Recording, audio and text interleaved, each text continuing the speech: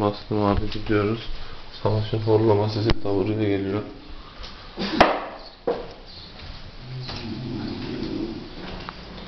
Adam nasıl horluyor ya?